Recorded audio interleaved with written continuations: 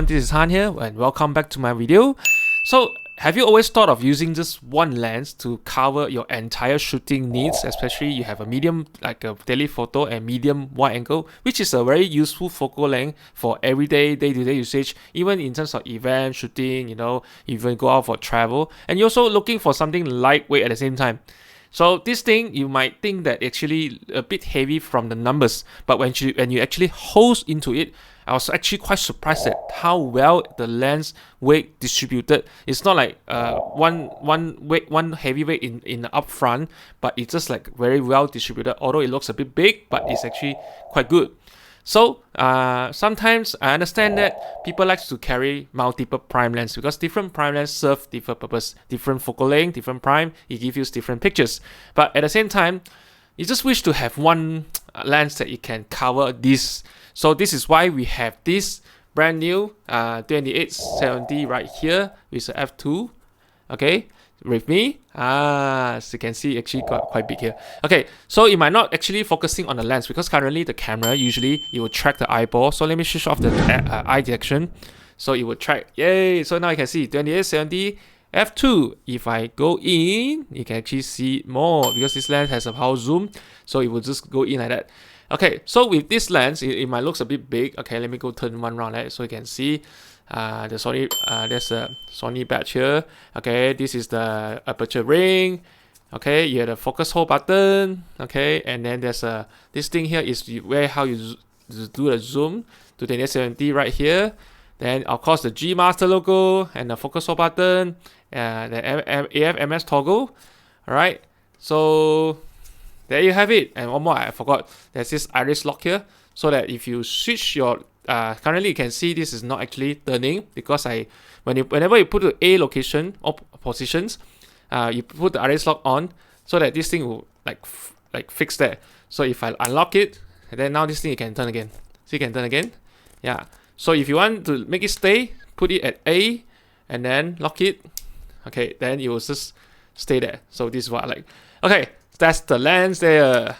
So this lens is one of its kind because it actually has a very big diameter in terms of filter thread.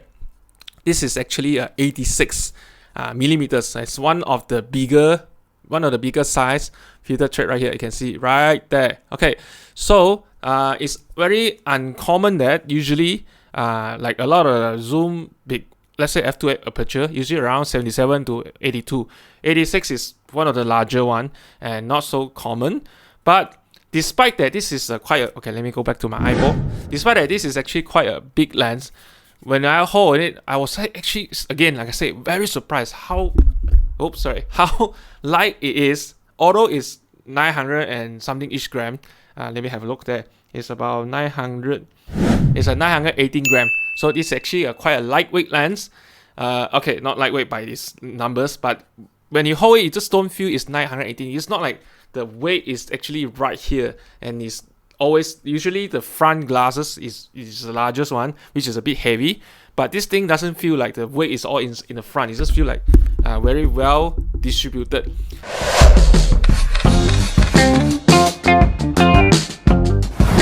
In this video, I'm going to walk you through in the past 3 days or 4 days plus that I actually get to test on this lens and I come up with this video. So tonight, this video is actually going to be very long. So I'll put a timestamp in the caption there, and you can actually just click through it, see which part that you have more interest.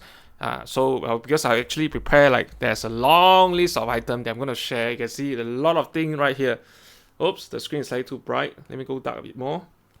So you can see a long list of items right there. Okay, so I'm gonna share with let's say, okay, my first impression with this particular lens. Okay, I was lucky enough to have it for a few days, so this round I can get a bit test more. Actually, I'm quite liking it, this lens, because I'm a prime shooter for a very long time. I shoot prime all the time. I don't really shoot zoom. So like previously, my 2470 2.8, the one from the Zeiss AMA already sold it. Even G Master last time also sold it. I'm not really fan into a zoom lens usually. So, but this one actually surprised me. Thinking of get one maybe in the futures. But for now, yeah. just to share my first impression. So I brought it to Malacca with me because I went in there for a workshop. I get to try some photos and video, and even there's some stabilization. I was quite surprised that because this is actually a f2, and having this f2 allow you to shoot some even like nighttime and Jonker street low light. And these days, all the camera from Sony, they have a very good stabilization, so I can actually literally handheld f2 and 150 or shutter speed f2 and ISO 250. Then I can still get a very nice image, clear image, and at the same time the picture still text sharp on the buildings is sharp and the people movement is blur. So this is one of the beauty of it. It's like it capture very nice photo from anything from 28 to 70, because the 28 is a wide and 70 is a long one. So I also get to try the stabilization test in low light. Okay, again, having the f2 is going to be so powerful and low light situation, because you want to have as much light as you can go into the lens itself, so that you don't need to raise your noise too much, or you don't want to crank your ISO too high. So having this f2 allow you to combined with the camera, this is so powerful. The one I tested is the A93. A93 having a good stabilization, like 8-stop stabilization inside. So I put on the dynamic stabilizer, which is currently there's a few stabilization in terms of video side. So you have an off, standard, active, and then dynamic active. So this is like a highest one. So combined with this lens together, although it's a 918 gram. Is surprisingly, the video come out very good. It's like, although I was actually walking towards on the street, I'm not really like, just holding it, stable, and then walking to it. You can get really nice footage out of this. And with f2, I don't need to crank my ISO too high. I just shoot around ISO 250 to 400, which is more than enough for Jonker Street at night. Of course, there's a lot of light around the street, which helps a lot, but having said that, the low light capability is very good. Yeah, if you're having a 2.8 lens, you might want to increase your ISO from, let's say, if it's shooting at 400 f2 here, you'll become a ISO 800 on a f2.8 lens, because f2 to 2.8 is actually one full stop. It's equals, so your ISO also will be affected by, let's say, from 400 to 800.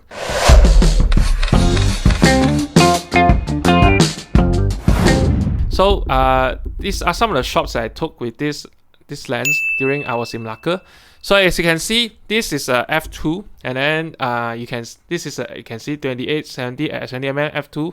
So because of this lens has 3XA element, wow, very good. So I just want to see how distractive the bokeh can go during this kind of scene, because this is a tree leaf behind and then the light behind. So sometimes it can be very distracting when the bokeh is not smooth. So this is actually a very smooth bokeh, nice and smooth. And then you have a text shot image right there. I focus around here. This is the lamp post, from the location. All right. So I was shooting around because I went to this Cont'd Formosa to do some photo testing and also video. So you can see how the color is very faithfully produced. Okay, this is a tree leaf there. Again, the focus on this. See, so everything you see here is f2. Okay, text sharp, wide open, and not edited. It's all straight from camera. And actually, this is a raw file. I haven't done any editing yet. At this time of video recording, there's no raw file support in Lightroom yet. So you have to wait for future firmware. So currently whatever you see right there is all straight from the camera. So yep, again from the Cont'd Formosa. Okay, then I went to because the sun setting now, I was quite lucky that the night was quite good. So you have this light, quite nice low light capability. Yeah. So again, this is I can see this is at 10125 handheld. Okay, and text sharp. So you can see very lovely. Same thing here. And then this couple walking around the river. Yeah, again, this is all handheld. And again, like I said, this lens doesn't feel like very heavy. It's just very quite stable. Actually, if I put it on my A1 here, because I brought my A1 down and as well as an A9 Mark III together. So yeah, it fits so well into my hand. Okay, yeah, I don't feel like it's chunk. Okay, A1, the one I have here is quite chunk already because I got a full rigs and stuff. But with the lens together, I don't feel like it's front heavy. So yeah, Sony just did some rocket science to it. The whole thing distributed is super good. It's like when I grip it, I don't feel like the weight is in front. The weight is somewhere still around the middle, so it's very balanced. Even I zoom all the way out, it's still like the weight is still around here. It's not like around there. So it's very well balanced lens. Alright, so you can see a bit more picture right there. So again, like I said, handheld, and again this is at 1/50 f2 ISO 250 because A9 Mark III, the lowest ISO native is 250. So again, tech sharp. Okay, again this is only a 24 megapixel, but having this lens wide open and no editing, nothing is yeah. This is actually mind blowing. I can see it's like so high, so detailed, so high contrast. Yeah, like all the way. So again, with the stabilization helps with the lens. It's gonna be very stable. And even I did some shot on the street, and I was just standing there. People are passing by. You can see this auntie here. Like see, so everything here is so detailed. Okay. This is a f2, same f2. Yeah, everything is so faithfully reproduced. I try to capture all the color as I can to see all the details lah. Same thing. Okay. You can see this is a f2. See, this is a corner all the way to the corner. Okay, this is a bit blur because of the focus area is in the, on the wall. But I can see from here the corner to corner. This has quite amazing, like super crazy. It's like a prime lens inside this lens to shoot. Yeah, literally. Okay, so it's very sharp, very detailed. Same thing, some of the random shot I shot lah. Just want to show some colors, and then I focus on here. So everything is very faithfully reproduced. And one thing I noticed is I don't see a lot of CA issue. I just don't, very hard to find them. But it's okay, I will go through with them later. Yeah, again, same thing, handheld, detail. I didn't spend a lot of time inside. I just want to take some photo and video, and quickly I run away. So this is just another shot I want to show you because the camera has a very good stabilization. This is at 1/13 of the shutter speed, slow shutter speed, so you can see the bike passing by become blurry already. Then this is the sharp part. I focus on here, sharp part, and then this is blur. But I can see how insane is it, and this is also very detailed. Yeah. So this is just example of some of the shot I took from the jungle street. Okay, now the 85GM, if you try the Mark 1, the first gen, the thing will feel like front heavy, okay, because the heavy glass is in the front. So similar to 85GM Mark II, which is all very well balanced. Same thing. This is a huge lens, but yeah, I have used Sony for like 13 years, and yeah, I started from A mount Zeiss time. Last time was heavy, A mount 3470 also heavy. This thing is totally, how to put it, it's like you feel lighter than the older DSLR lens, much a lot. It's like you don't feel like it's front heavy, just very well balanced. I don't know how to describe it. Once the lens is in the store, make sure you go out and check out and grip it and try it. Super good. So this is like an ultimate prime, not zoom prime-ish lens for you to carry a review, to travel, to go to anywhere. Because it comes with a very high price tag, but what you get is super good.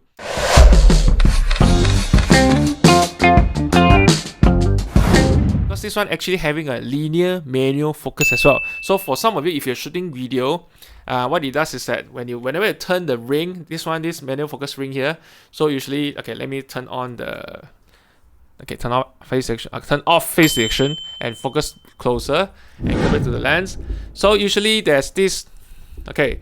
So this is the zoom ring, okay, for you to change your focal length 38 to 70, and then focus on button is here. But this is a manual focus ring, so it will just keep spinning in infinite. Okay, so having this linear response manual focus, what it does is that whenever you turn from one end to the other end, so if it feels like those older mechanical lens last time, so it's like you don't feel like very digital. So it gives you very precise control of your manual focusing, and especially if you do video, a lot. It's just very precise. So this one support the linear response manual focus. A lot of the newer GM lenses, actually most of them now actually support this linear response manual focus. Actually, you will see the LRMF. This is on the box or something like that. You will just say this one.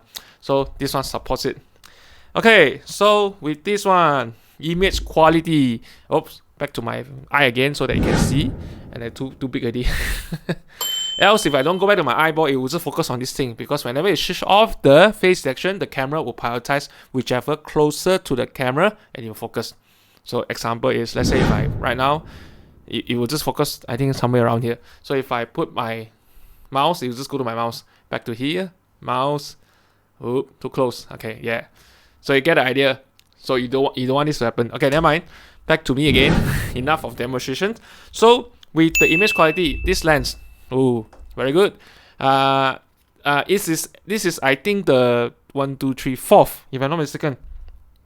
Yes, the fourth lens in Sony G Master having 3 XA element. Like I just mentioned again, I'll repeat again. So this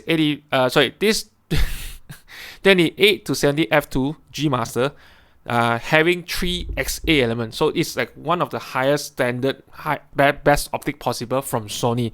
Yeah, XA element. Remember, if you buy G Master, XA element is like a higher standard. Okay. So with this one, it has 3 aspherical element, 3 super ED glass, and also 1X ED glass. So basically, you have a lot of the nice glass put in together. That's why just how you see the pictures, very sharp corner details. F2, it's like almost 90% like perfect. Okay, of course, there are some people will nitpicking about the corner to be like exactly super good. You can close out the picture to get a bit more, but this lens is more than enough for event shoot, all this. Even f2 you can just shoot all day. You get a very nice and clean images.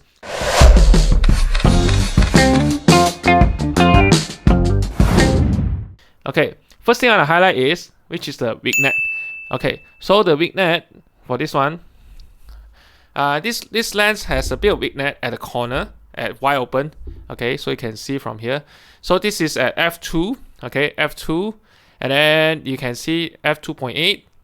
and then f4. So as soon as you close out the f4, most of the vignette will be almost gone in f5.6. So f4 and 5.6 is not a very huge difference.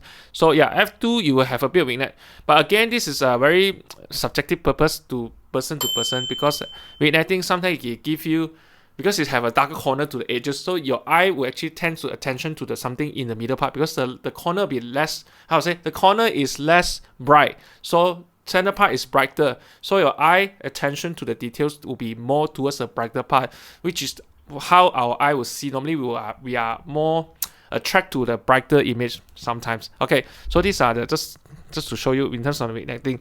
And then from there is that CA issue is one that I don't see CA issue, because for myself, I'm a person that I don't like CA. I don't like chromatic aberration. I don't like purple fringing. So this one is a test. It's a harsh test. You just shoot against sunlight. Okay. Let's say if you are in an outdoor sunny day, any lens you have right now, you just shoot against the sun. Especially you find trees behind. Okay. So tree is in the middle. So the tree usually, if you shoot wide open, you have some purple color around the edges of the tree. The purple fringings. So this is one of the tests to test how well the lens corrects chromatic aberration. But again, from this lens, this is a f2, and I don't see anything. F2.8, I can see it's almost the same thing. I don't see any CA issue. And then f4 and 5.6, and yeah. So the 2.8 is already almost I would just say 95% perfect already. Almost very perfect. I don't see any problem. So this is a very high quality lenses that I like it, because CA can give you the picture of some highlight on the papers fringing on the side, but it gives create another color to the picture. So I don't like it. I prefer what is actually original and natural. It stays original and natural to the pictures. I don't want it change.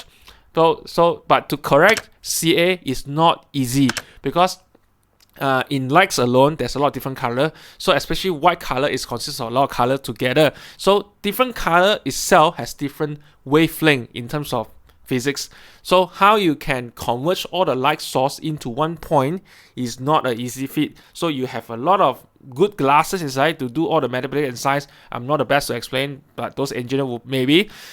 Yeah, to merge them together in one point is not an easy task, especially you have a lot of glass inside to do different things.